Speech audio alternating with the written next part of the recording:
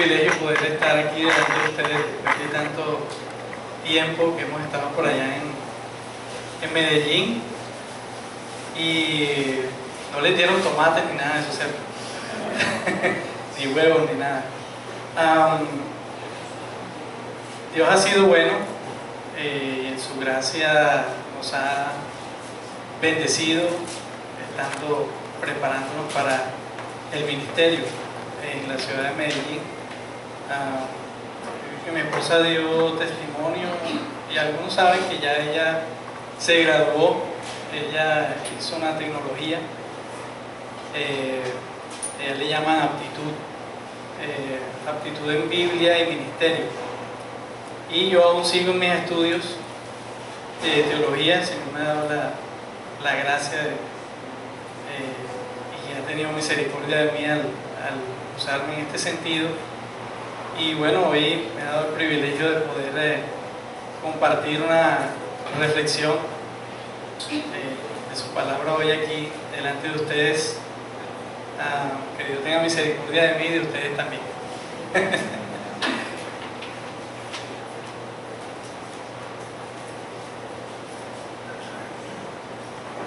Mi hermano Carlos oró, pero yo quisiera orar para entregar el tiempo en manos del Señor y pedir su ayuda y dirección. Padre, tú eres bueno, Señor, y tu gracia permites escudriñar tu palabra, Señor. Es tu aliento santo, tu palabra, Señor,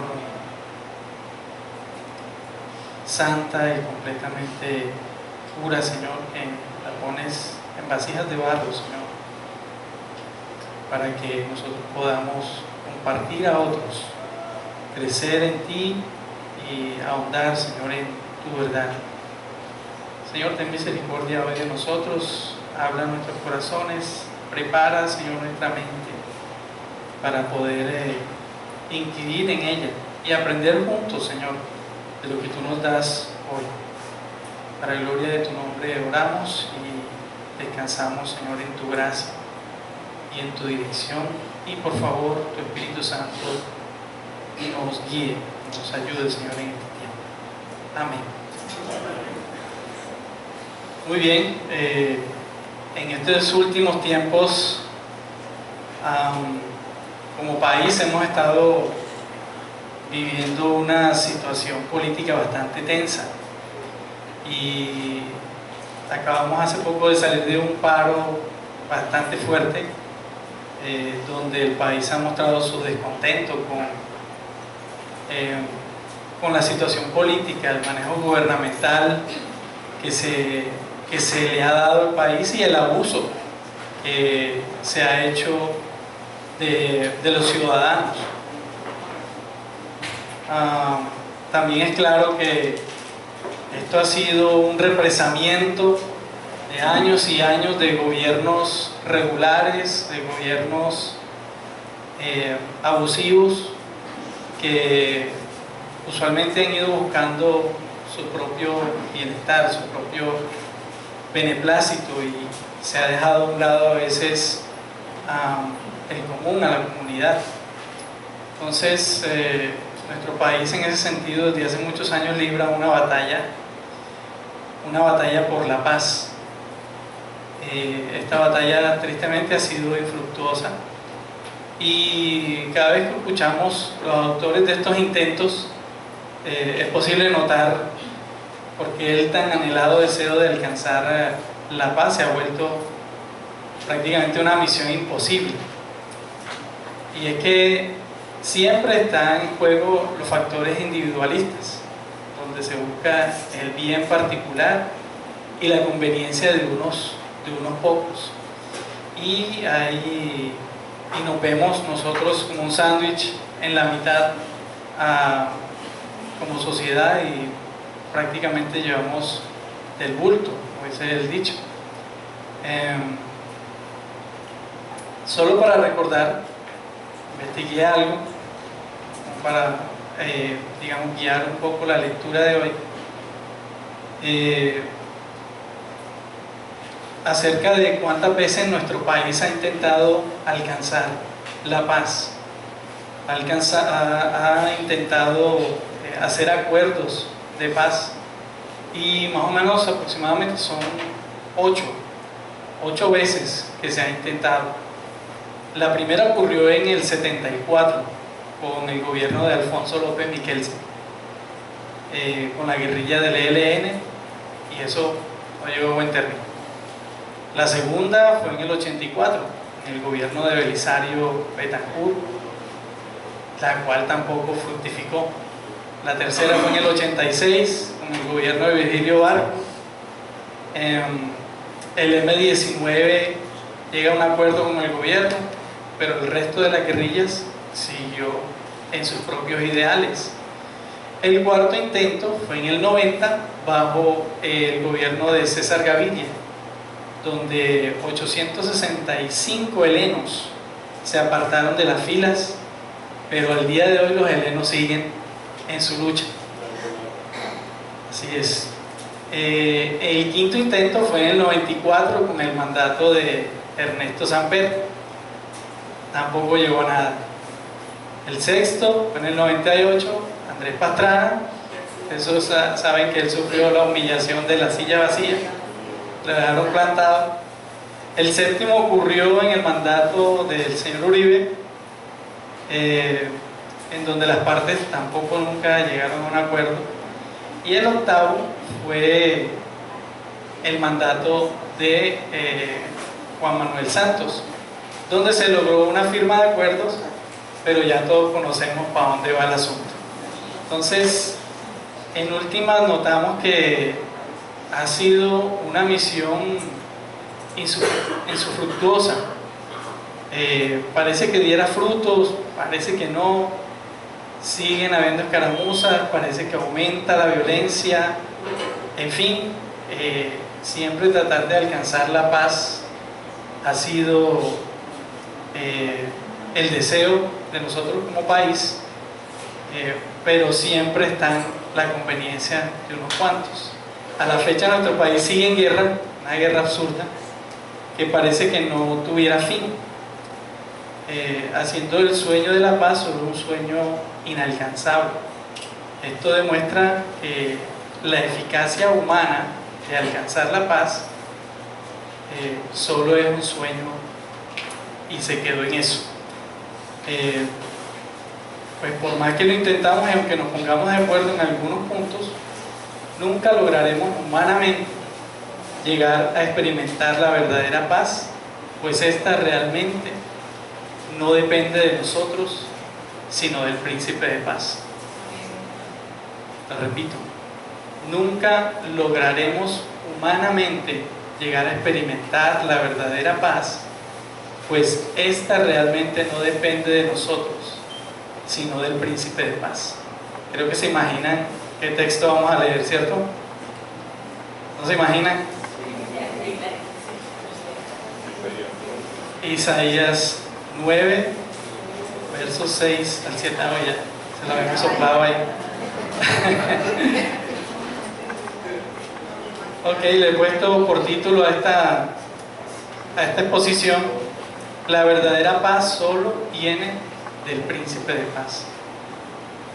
Vamos a estar estudiando entonces el texto de Isaías, y acá en pantalla he sacado la versión NBI, un poquitico más, digamos que un poco más clara. No quiere decir que la Reina Valera no sea clara, pero me gusta como NBI nos ayuda un poquitico, y al exponerla acá me gustaría que me ayudaran a leerla.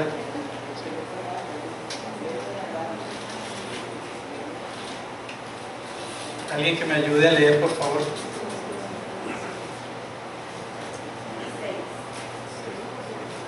A pesar de todo, no habrá más penumbra para lo que estuvo angustiado. En el pasado Dios humilló a la tierra de Zabulón y en la tierra de Neftalí, pero en el futuro honrará Galilea, tierra de pagano, en el camino del mar, al otro lado del Jordán. El pueblo que andaba en la oscuridad ha visto una gran luz. Sobre los que vivían en densas tinieblas, la luz ha resplandecido. Tú has hecho que la nación crezca, has aumentado su alegría y se alegran ellos de tu presencia, como cuando recogen la cosecha, como cuando reparten el botín. Ciertamente tú has quebrado, como en la derrota de Madián, el yugo que los oprimía, la barra que pesaba sobre sus hombros, el bastón de mando que los subyugaba. Todas las botas guerreras que resonaron en la batalla y toda la ropa teñida en sangre serán arrojadas al fuego, serán consumidas por las llamas, porque nos ha nacido un niño, se nos ha concebido un hijo, la soberanía reposará sobre sus hombros, y se le darán estos nombres: Consejero admirable, Dios fuerte, Padre eterno, Príncipe de paz. Se extenderá su soberanía y su paz, y no tendrán fin. Gobernará sobre el trono de David y sobre su reino, para establecerlo y sostenerlo con justicia y rectitud, desde ahora y para siempre. Esto lo llevará a cabo el celo del Señor Todopoderoso. Amén. Muy bien. Para adquirir en este texto vamos a tener un poco de contexto histórico para entender un poco la situación y el por qué Isaías está exponiendo este texto de esta manera. Cabe aclarar y bueno decir que el libro de Isaías es como un poema y a veces leyéndolo es un poco complicado entender por dónde quiere ir él, a dónde quiere llegar. En el tiempo en el que Isaías empieza su ministerio, el reino de Judá tenía un nivel elevado en cuanto a su poderío político, bélico, económico y cultural. Es decir, se había establecido un poco en medio de esas situaciones. También era un pueblo muy enviciado y socialmente corrupto. Había muchos falsos profetas que le ofrecían al pueblo una falsa seguridad. En ese tiempo, cerca del 760 a.C., Asiria comenzó a inquietarse y comenzó a buscar cómo ganar terreno hacia el sur, y empezó su actividad militar y a cobrar impuestos, a presionar. También en ese tiempo el rey de Israel era el rey Peca, y estaba el rey de Siria, que era el rey Rezín, y estos se pusieron de acuerdo para ir en contra de Asiria y de la forma en que quería atacarlos. Trataron de inmiscuir en el asunto al rey de Judá. En ese tiempo ya los reinos estaban divididos, y Acaz era el rey en ese tiempo de Judá, y él se rehusó a la propuesta, pero Acaz decidió juntarse con Asiria. Cabe aclarar que Isaías le había dicho a Acaz de parte del Señor que no se juntara con Asiria, pero esto no le importó y siguió. Más adelante él tendría consecuencias, más adelante vendría la deportación. Entonces Asiria era fuerte y agresiva y anhelaba pues hacerse de la tierra en Palestina, donde se encontraba Israel. Del lado del sur se encontraba el reino de Egipto. Entonces tenemos a Siria en la parte de arriba hacia el norte, y tenemos a Egipto de este lado. Donde dice Palestina, ahí se encuentra Israel. El asunto es que estos dos reinos empezaron a hacer un sándwich, buscando hacerse a esta tierra. Egipto subía a atacar y Asiria de igual manera. Esto llevó a Israel y a Judá a cometer el error de buscar ayuda, pero no la ayuda que viene del cielo, sino una ayuda que era en sus fuerzas.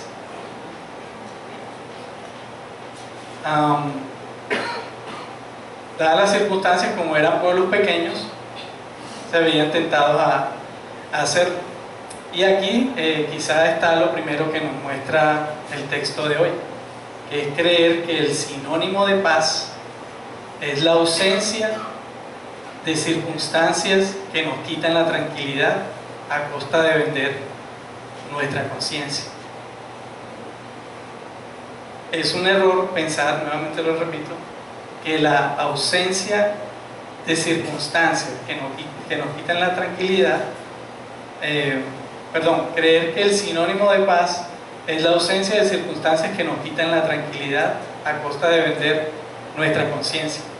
Israel y Judá cayeron en eso, pensando que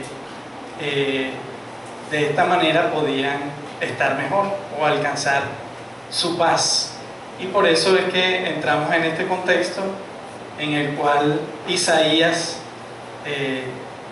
empieza a hablarles. Y es interesante que Isaías inicia desde el versículo 1 al versículo 5 hablando de la esperanza de paz que ilumina la vida realmente, viene del Salvador prometido.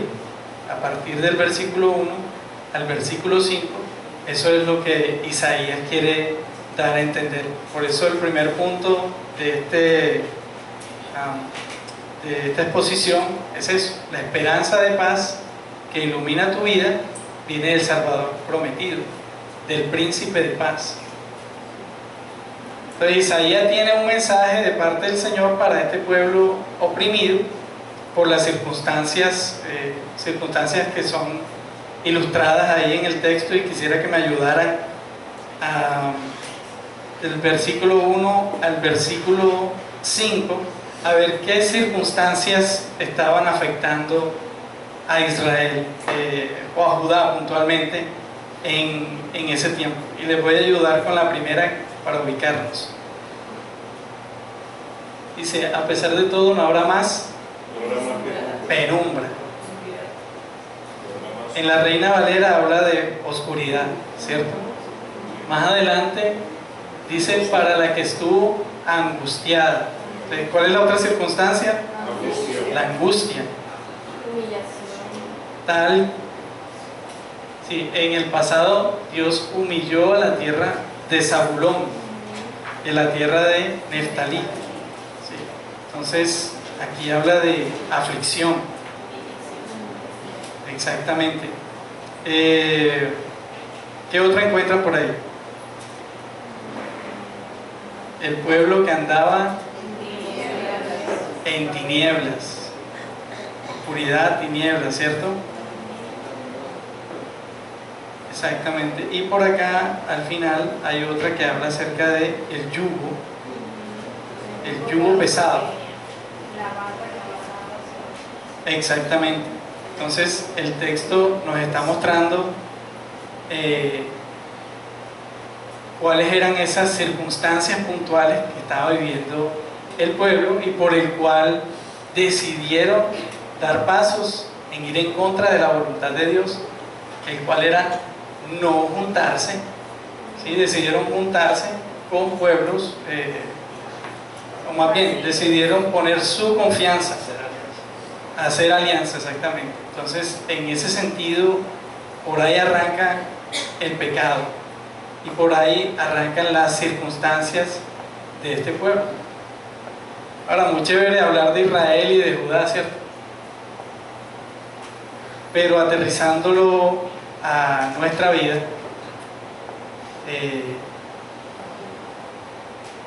¿qué tal cuando nosotros en medio de las circunstancias empezamos a dar pasos en contra de la voluntad de Dios? Tenemos circunstancias económicas pesadas, llevamos al super efectivo, llevamos la planchita, ¿sí? En lugar de doblar rodillas. muchos líderes cristianos han entrado en alianza con personajes oscuros de También. nuestra sociedad.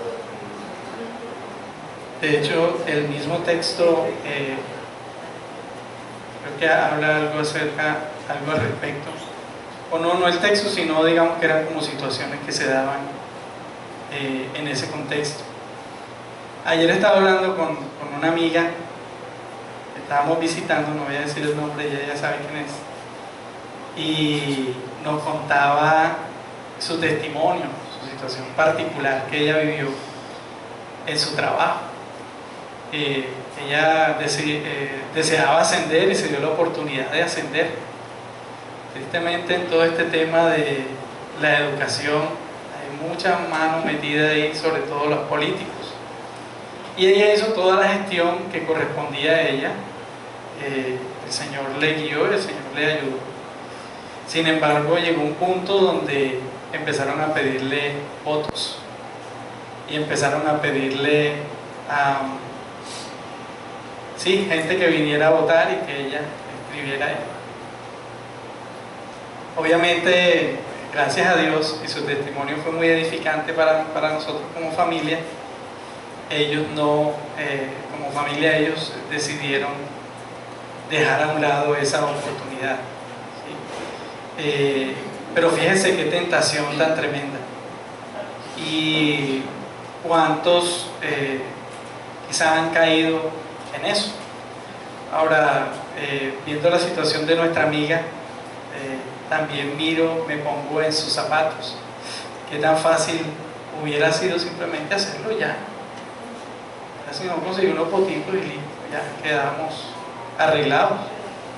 Tenía mi ascenso y iba a quedar bien.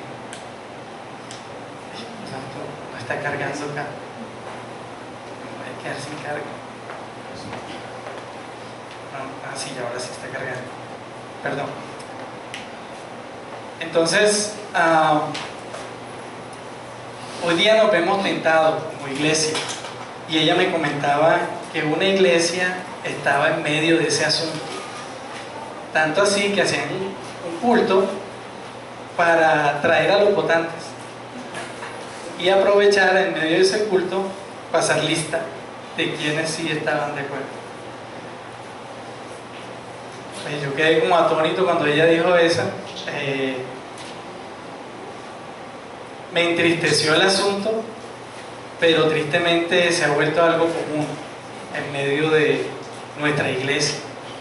Y bueno, como digo, fácil hablar de los otros, ¿cierto? Pero la idea de esto que estamos hablando es revisar nuestro corazón. Yo quería aprovechar en estos momentos y animarte a que ahora mismo, delante del Señor, revises tu corazón. Revisa tu corazón, y si quizá has caído en esta práctica, no lo tienes que decir aquí delante de todos, pero te animo a que busques del Señor y puedas confesarlo y buscar ayuda de Dios. Porque esto es algo que va calando en la iglesia, se ve normal, los hijos ven a los padres haciendo estas circunstancias y son comunes, ¿sí? Y como iglesia vamos cayendo en ese tipo de prácticas, en las cuales podemos estar pecando. Ahí mismo en Isaías encontraba yo este texto, Isaías 26:3. Dice Isaías 26:3: tú guardarás en completa paz a aquel cuyo pensamiento en ti persevera. ¿Por qué qué? Porque en ti ha confiado.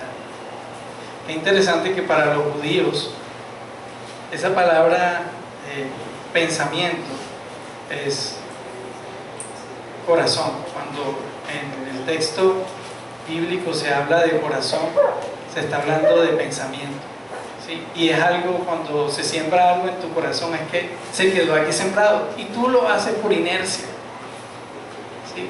Cuando el Señor te está animando a que tu corazón sea cambiado, que en tu corazón empieces a tomar decisiones, es porque está patinando una idea ahí contraria a su voluntad, y Dios quiere que te empieces a tomar pasos de cambiar tu mente, ¿sí?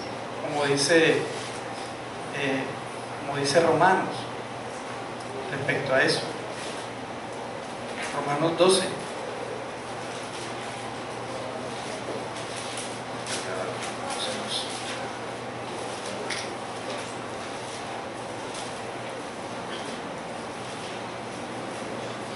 No os conforméis a este siglo, sino transformaos por medio de la renovación de vuestro entendimiento, para que comprobéis cuál sea la buena voluntad de Dios, agradable y perfecta. Conforme tú hagas la voluntad de Dios, conforme tú llenes tu mente del Señor, la paz de Dios, esa paz que viene de Dios, va a habitar en ti y no vas a tener necesidad de buscar paz en otro lugar que no venga de Él. No tienes que ir a tocarle la puerta a los asirios. ¿Sí? Otro texto que nos puede ayudar en esto es Juan 16:13. Lo voy a leer en favor de ustedes. Dice: estas cosas os he hablado para que en mí tengáis paz. En el mundo tendréis aflicción, pero confiad, yo he vencido al mundo. El Señor quiere que confiemos en Él, que confiemos en su palabra, que confiemos en sus preceptos, que Él es nuestro príncipe de paz.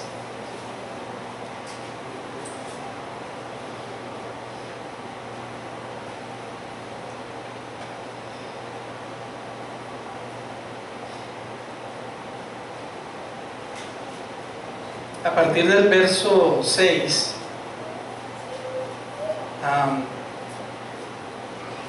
el texto nos lleva a verlo de esta manera.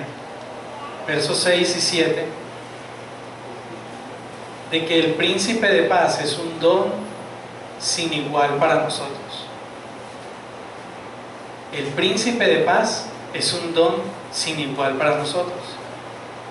Y voy a leerlo aquí en Reina Valera.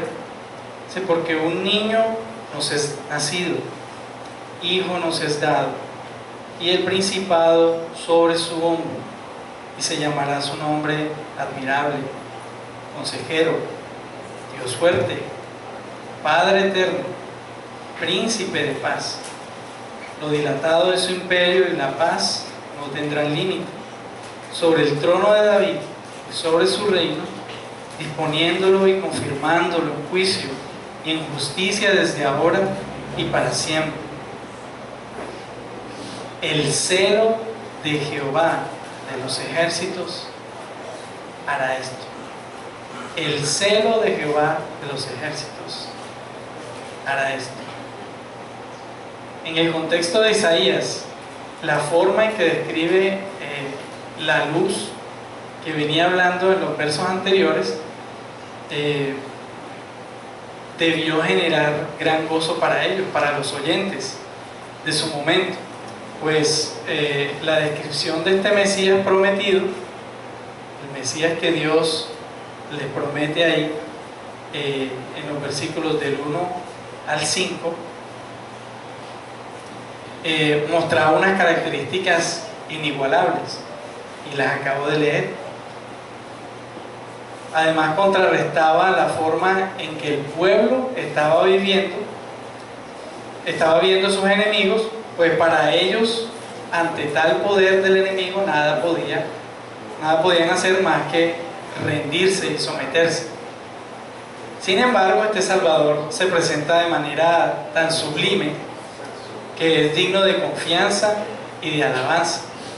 Además, cada uno de los títulos describen una habilidad necesaria para cumplir su misión mesiánica. Como todos sabemos, este texto de Isaías 9, 6 y 7, bueno, o todo el texto particularmente, pero 6 y 7 es un texto mesiánico, donde se habla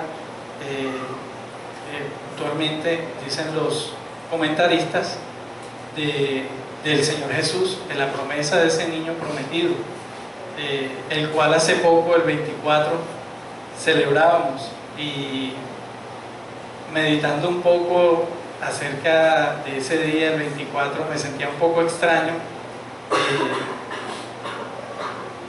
porque nuestra celebración como cristianos es una celebración diferente, y a veces nos inmiscuimos y nos dejamos permear tanto del mensaje que hay fuera, que se pierde la esencia del verdadero mensaje que el Señor está enviando y lo que realmente deberíamos celebrar. Que básicamente estamos celebrando el nacimiento de nuestra salvación. Estamos celebrando el nacimiento de nuestro Señor y todo lo que eso trasciende, que va mucho más allá de lo que podemos ver que se celebra realmente. Y eso me ponía un poco cabezón, me ponía a pensar realmente en esa celebración, porque definitivamente ya el arbolito, los colores, las luces y bueno, otras muchas tradiciones se han vuelto mucho más cruciales e importantes que lo que realmente nosotros celebramos, ¿sí? Que el Señor nos ayude en eso y nos permita ver un poco más allá. Entonces, a la luz de nuestros días, viendo lo que dice estos versículos del 6 al 7, debe ser motivo de admiración para nosotros que este Señor que describe Isaías sea quien se presenta como nuestro baluarte y cimiento de vida, ¿sí? Animándonos a confiar y a verle como ese gobernante de paz, Sar Shalom, que lo dice en el hebreo, gobernante de paz, que gobierna nuestras vidas. Entonces es interesante que estos versículos usan el pronombre nos, porque un niño nos es nacido. Qué interesante esto, porque nos están enviando un mensaje directo. Nosotros estamos siendo directamente bendecidos a través del nacimiento de este gobernante mesiánico, a través de Jesucristo, ¿sí? Hijo nos es dado.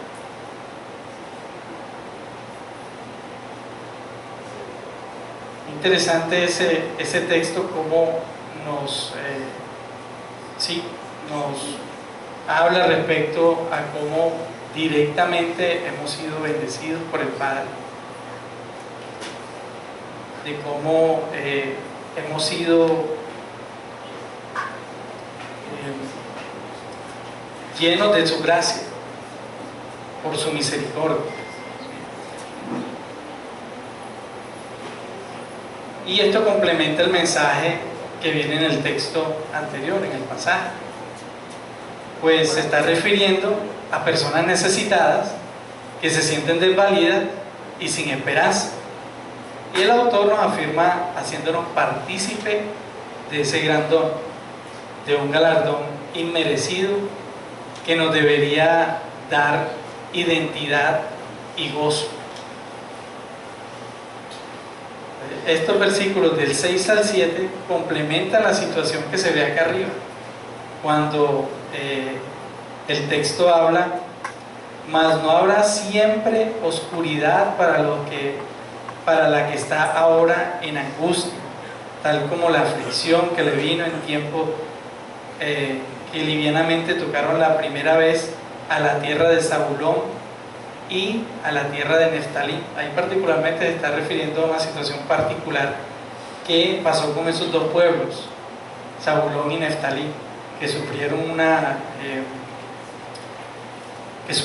tribulación puntual. Pero está hablando de unas personas o de unos pueblos desvalidos, necesitados, a los cuales les haría falta este Salvador.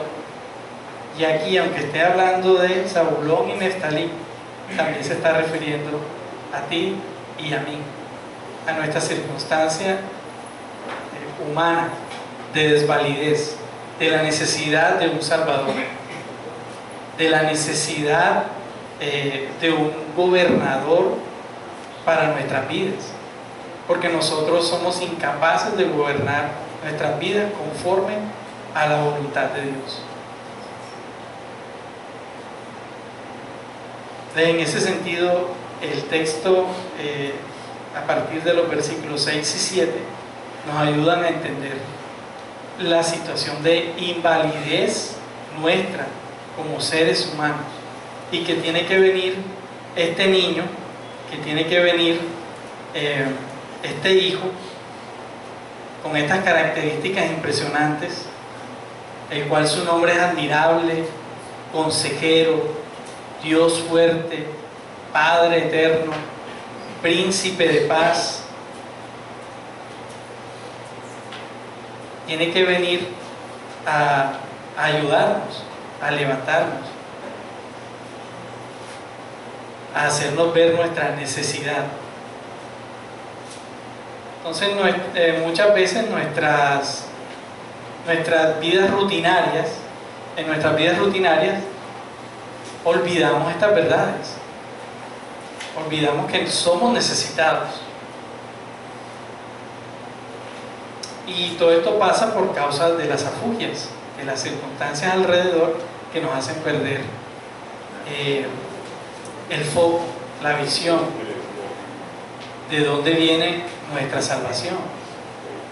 Mi salvación viene de Jehová, que hizo los cielos y la tierra.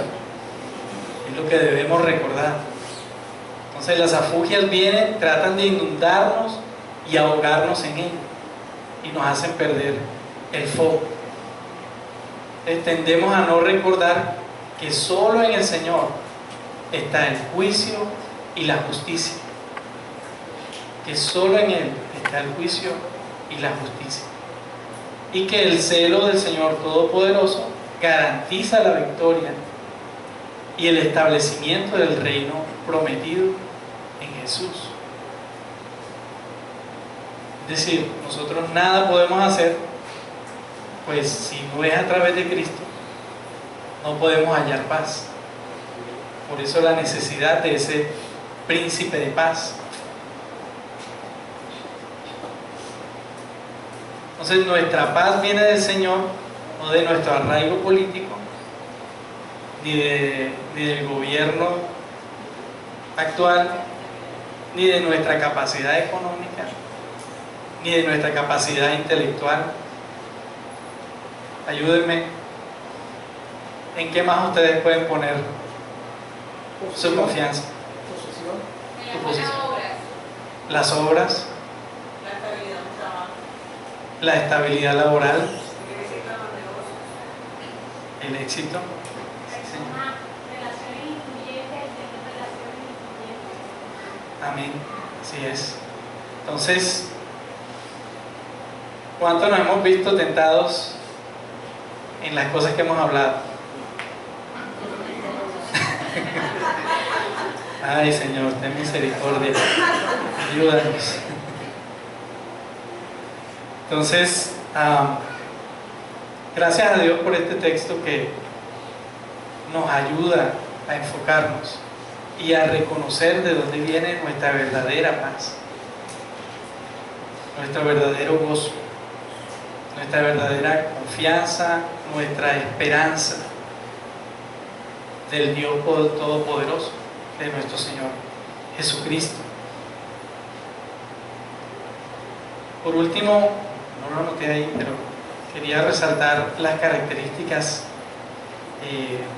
un poco las características que nos da el texto para culminar.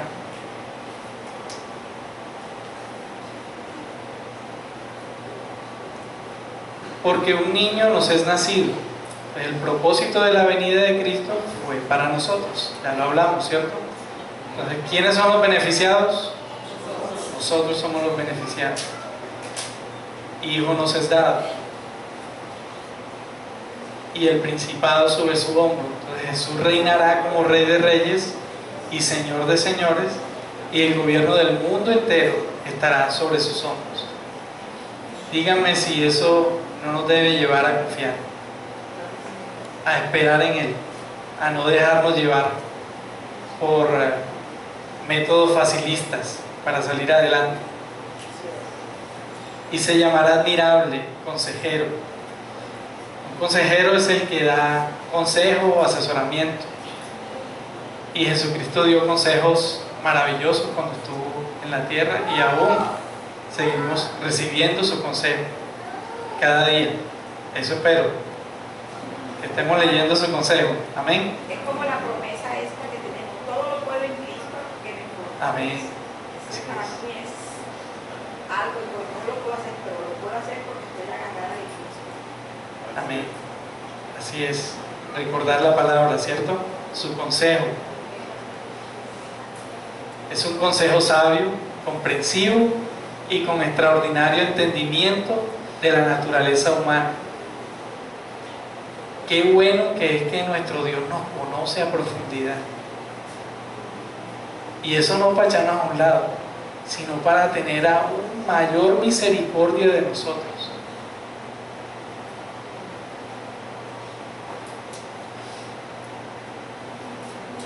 Y se llamará su nombre Dios fuerte. De Jesús nos dio consideración.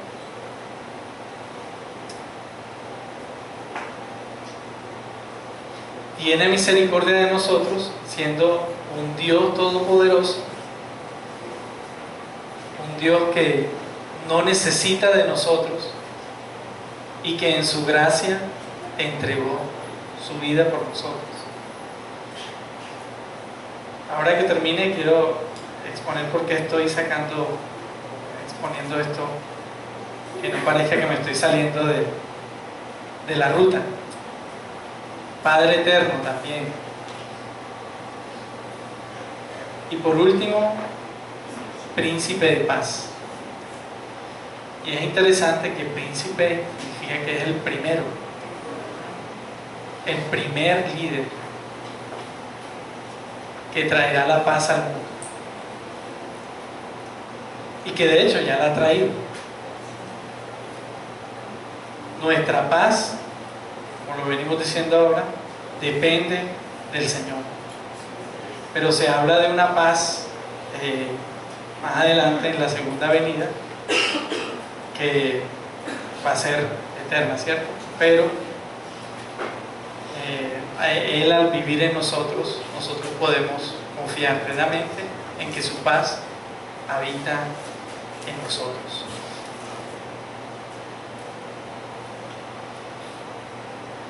Isaías concluye en esta sección de sus profecías, sin duda alguna, y emocionantemente escribe: el mismo celo de Jehová de los ejércitos hará esto.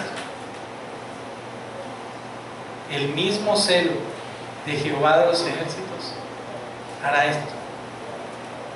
Y eso me lleva a pensar en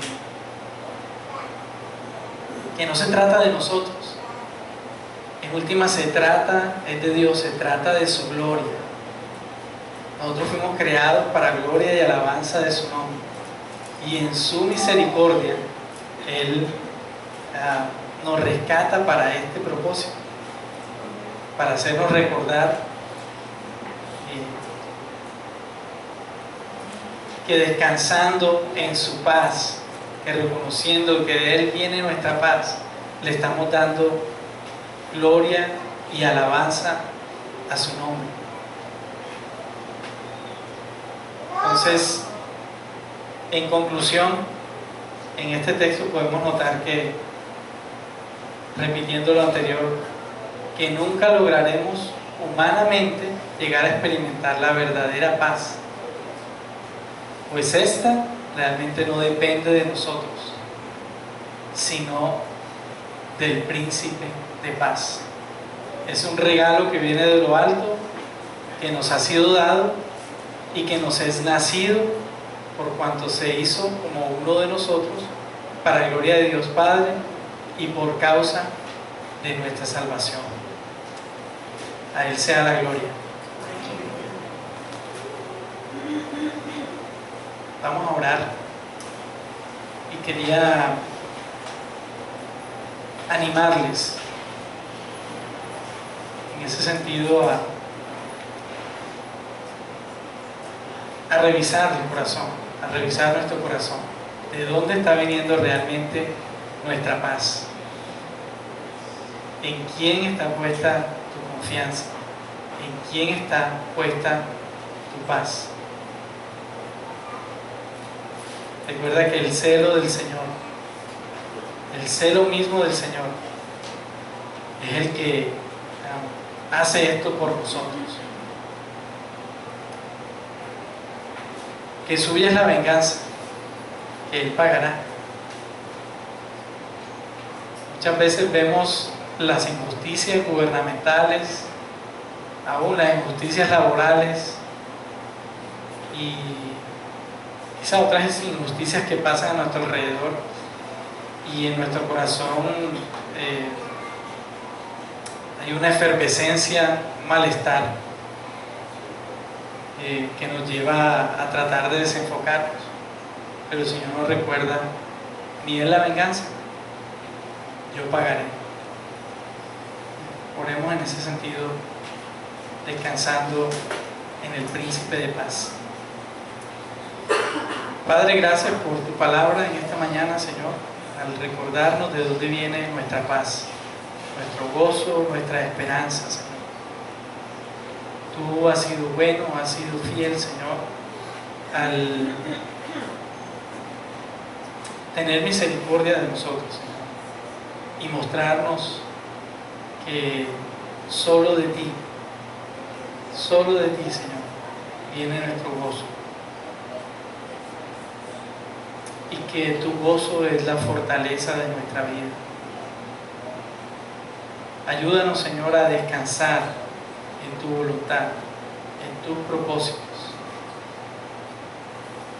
a descansar en ti, príncipe de paz, gobernador de paz. Gobierna nuestras vidas, Señor. Gobierna nuestras vidas. Obra en nuestros pensamientos. Perdónanos, Señor, las veces en que caemos en esta actitud de desconfianza, Señor, que parece que no te conociéramos, que nunca hubiésemos escuchado de ti y nunca hubiésemos visto tus bondades en la tierra de los vivientes.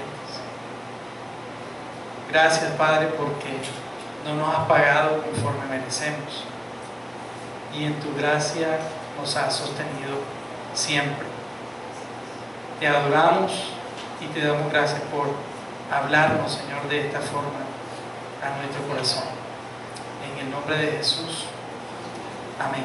Amén.